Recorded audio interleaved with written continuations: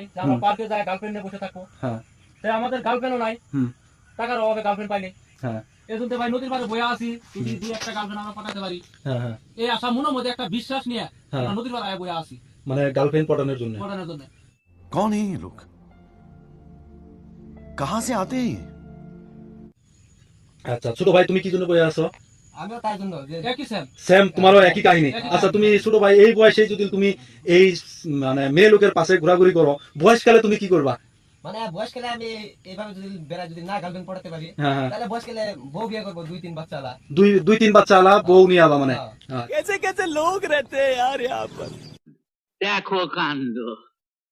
তোমরা দুই একটা কি পড়াইতে পারছো তোমরা এতদিনে? আমরা স্পন্স এখন তো পড়াতে পারিনি, আমরা নদীর ধারে বসে থাকি ঠিকই ভাই। হ্যাঁ দেখুন দেখি মেয়ে লোক এখান থেকে গেছে, এর মধ্যে মানে মোটর সাইকেল আলা পয়সা আলা আরো চেংড়া গুলা এদিকে যায়, মানে মেয়ে লোক আমাদের এখানে আসার আগে মানে চেংড়া ওই পয়সা আলা চেংড়া গুলো পাঠায় বাইকে তুলে নেয়। আমাদের বাইক নাই,